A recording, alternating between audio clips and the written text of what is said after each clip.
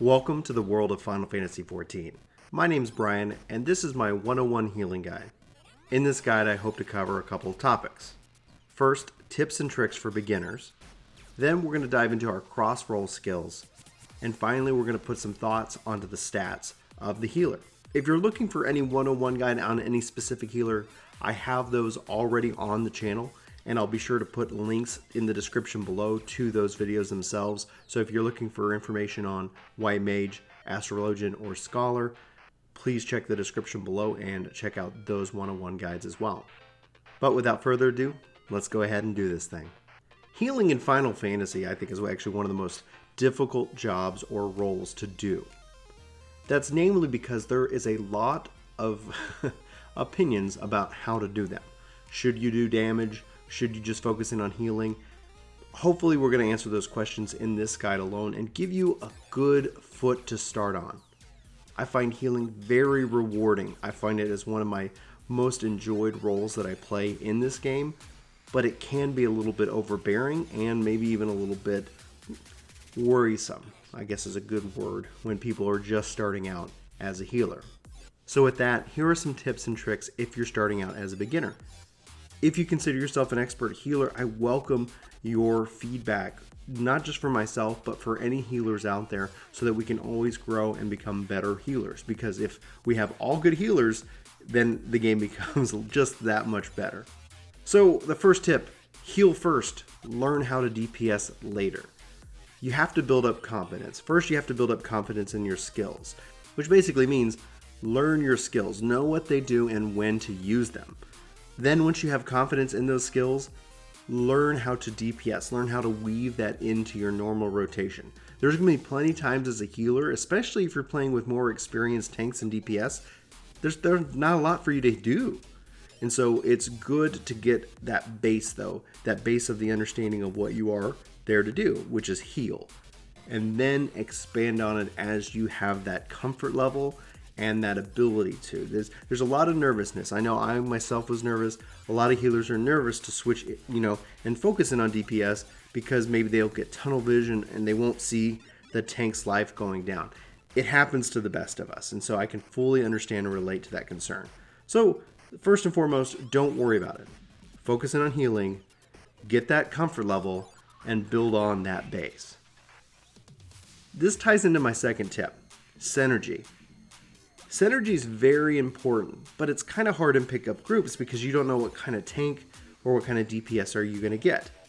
What I mean by synergy is, does the tank get nervous when his life is below 50%?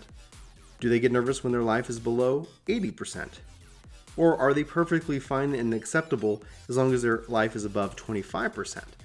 Every tank is different and they're going to have different levels. If you get a nervous tank, maybe he's not going to pull so much.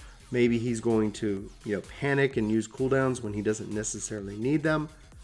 It's important that you kind of get a feel for this. And this isn't anything that you can really communicate like, hey, what kind of nervousness level are you, buddy? But more or less, as you're running the dungeon, kind of look for these cues in the tank themselves. One key aspect is if you're running with a paladin and they hollow ground, which makes them invincible at 50% life. That might, tell you that they don't like to get that close, with that life, and you want to continually fill them up and keep them at the top of their life. Now, that isn't necessarily important. You can always find those good balances. The same thing is for DPSs. Do you find DPSs who stand in bad things and take a lot of damage, which that takes you off of any ability to do damage because you're going to be focusing on healing? There's a lot kind of to really cover and unpack here because this is more based off of psychology. And it's hard to kind of get a read on people when you might be only spending 10 to 30 minutes with them on any given content. But just kind of get a read for it. You'll start to kind of recognize things in different tanks as you play the game. And that's what I mean by synergy. Now, if you have a friend or you play with a particular group of people, you're going to learn how they function, and that's going to be an asset to you and your group. Same thing for your tank and the DPS. If they know that you've got their backs, they can push themselves a little farther. They can kind of, try to do a little bit more because they don't have to go into, okay, I need to make sure I'm healing, maybe using a potion or things of that nature. All of that can take away from them focusing in on, doing their role. And that's a real critical aspect of it all. Synergy is important. It's hard to do in pickup groups. It's easier to obviously get over time when you're working with a team of people. And there's no real, cookie cutter answer to this. Just kind of pay attention, get a read on people. You can keep them, topped off on HP if you're not sure. And, sometimes depending on the kind of player they are, they might actually let you know that you don't need to keep them at 100% life all the time. Now that's kind of a lot to unpack, and that was a mouthful, so we'll go ahead and move on.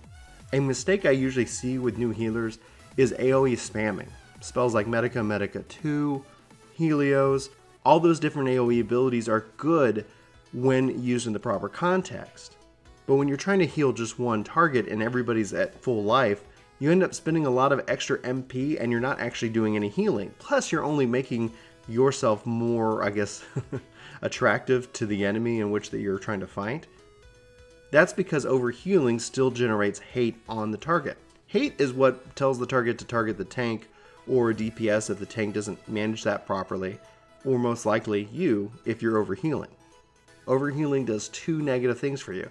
It drains your MP and it makes you more susceptible to being the target. On that note though, if you do become the target, run to the tank. The tank's job is to pick up that ad. If you run away from the tank, it's going to be very difficult for him to be able to pull them back. And otherwise you're going to end up just running and running and running. And the whole party is just going to end up chasing the mob, which is chasing you. It ends up being quite a sight. So in this case, just run to your tank. If he doesn't pick him up, you're going to end up dying, and that's okay because he will too, and so will the rest of the group. And then we hopefully will all learn from the situation. Remember to breathe. This is important. In fact, this is usually a tip that I give anybody who's even starting out a new job in the real world. The first day, the first dungeon, the first anything can kind of sometimes be a little bit overwhelming and a little bit nerve-wracking. You know what? Just focusing on healing and don't forget to breathe. Breathing is important because if you pass out in real life, chances are no one's going to be healing your group unless for some reason you're in an 8-man, but we'll cover that later. Good recommendation is let people know it's your first time. If this is the first time you're in this dungeon, if the first time healing in this dungeon, if you're just a little bit nervous, let people know it's your first time. More likely than not, they're going to be very accepting and they're going to help give tips. Most people in this game play more than one role, and because one character can play multiple jobs, chances are you might have an expert healer in the party with you who's just leveling their tank or a DPS. Letting people know it's your first time, it helps manage the expectation, and overall can make for more pleasant conversation and tip sharing. Don't be afraid to ask questions either. If you find somebody willing to help answer your questions, be polite, be grateful, and just let them know what questions you have. It goes a long way and it can end up helping you make friends in the long run. It's important to note that your MP is your lifeblood. If you can't heal, everyone is going to go down. So again, back to don't overheal, spamming those AoEs, that's going to drain your MP. That's the easiest way to do it, in fact. And so if you find yourself not being able to cast any healing spells, it's going to get really tricky for everybody around you. So manage this resource. There are abilities and items that will help restore that to you, and we're going to cover some of those in the cross-roll section here in a little bit. But if you find yourself constantly running out of MP, you might want to take a look at your gear and your stats to help kind of offset that and to help manage that a little bit more effectively. But we'll cover that here in a little bit too. Finally, the question, should healers DPS?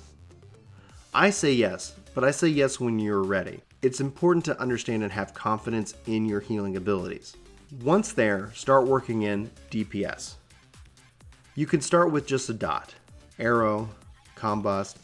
Abilities like that are instacast that are just going to put a dot on the target, which is just going to tick for some damage. This is a good introduction in a way that you can start building up that confidence when really nothing is going on. As that progresses, learn your other DPS rotations. Healers really don't have a full-on DPS rotation. You're going to learn those abilities because you only have a handful of them, but it's about being confident in them, knowing when to use them, knowing what target to target, and going from there. If you need tips or want to learn more about DPS as a healer, let me know and I could do a video follow-up to this just on that topic alone. So in my next video, I'm going to actually focus in on my cross-roll abilities. I'm breaking this up into 3 different videos, namely because of its length. I want to make sure that I'm respectful of your time, especially if there's only something that you want to see. And finally, my 3rd video on this topic is going to focus in just on my thoughts on stats for healers. So check out those other 2 videos. The link should be in the description when those videos are live. So be sure to check out those other videos because they're all encompassing of Healing 101. And again, like I said at the beginning of this video, if you have any healing tips for new healers out there, sound off in the comments below and let's help share the knowledge. Anyway, this has been Brian for Work to Game. Thanks so much for watching this video. Be sure to hit that like button if you enjoyed this video and share it with your friends.